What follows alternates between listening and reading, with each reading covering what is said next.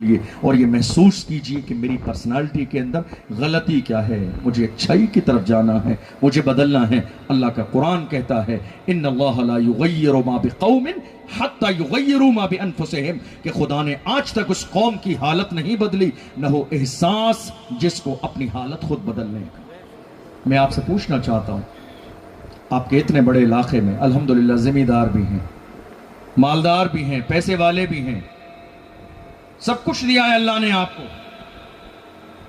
क्या है कोई कॉलेज आपके पास? क्या है कोई कॉलेज आपके पास? नहीं। क्या है कोई छोटा मोटा हॉस्पिटल आपके पास? नहीं। क्या है कोई बच्चियों के पढ़ने के लिए पर्दे के साथ इंतजाम? नहीं।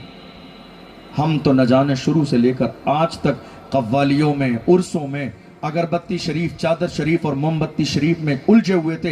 हमें तो पिछली साल जाके अकल आई जब कर्नाटका की सरजमीन पर हमारी बहन मुस्कान को कॉलेज से बाहर निकाल दिया गया हिजाब के नाम पर। कहा नहीं, हिजाब पहनना है तो एडमिशन न दिया जाएगा, अंदर जाने न दिया जाएगा। तब जाके मेरी कौम को ख्याल आया हमसे बहुत बड़ी गलती हो गई, हमने उर्स बाद में करना था, कनीज़े फातिमा बनाने के लिए स्कूल पहले बनाना था। ये बात हमें ख्याल में ही नहीं आई, हमने ये सोचा ही नहीं, हमें याद ही नहीं आया।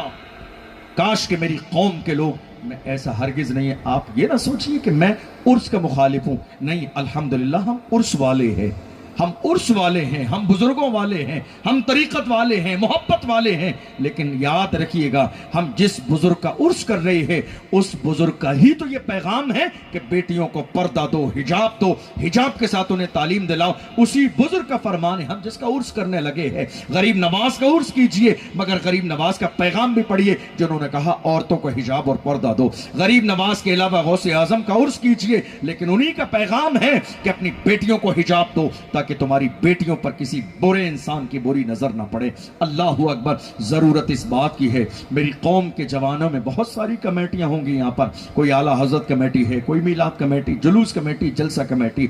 एक कमेटी का और इजाफा कीजिए, एजुकेशन कमेटी बनाइए।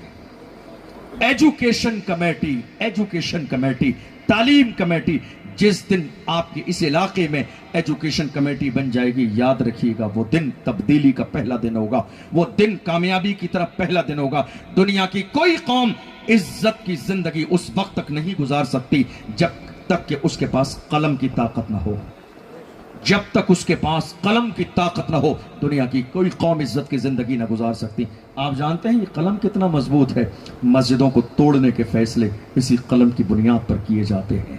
किसी के घर पे बिल्डोजर चलाने के फैसले इसी कलम की बुनियाद पर किए जाते हैं। किसी के खिलाफ साजिश और उसको जेल में डालने का इंतजाम और फैसले इसी कलम से किए जाते हैं। काश के मेरी कौम के जवान मोहम्मद अरबी के सच्चे गुलाम इतना पढ़ लेते कि अल्लाह इनके हाथों में कलम भी देता और इन्हें बैठने के लिए इज्जत वाली कुर्सी भी देता और बैठने के लिए पार्लियामेंट की कुर्सी भी देता, तो ये इस्लाम के खिलाफ बिल पास होने नहीं देते, बल्कि वहां खड़े होकर कहते हम जब तक हुजूर के गुलाम जिंदा हैं इस बिल की कभी हिमायत नहीं करेंगे जो इस्लाम के खिलाफ है, जो दीन के खिलाफ है, जो कुरान के खिलाफ है। और ये कोई बड़ी बात नहीं है, इसी हिंदुस्तान में हमारे एक शेर ने पार्लियामेंट में बिल फाड़ के ये बताया भी है कि मोहम्मद से वफा, तूने तो हम तेरे हैं, ये जहां चीज है क्या लौह कलम तेरे। जरूरत इस बात की है, पढ़िए, तालीम हासिल कीजिए।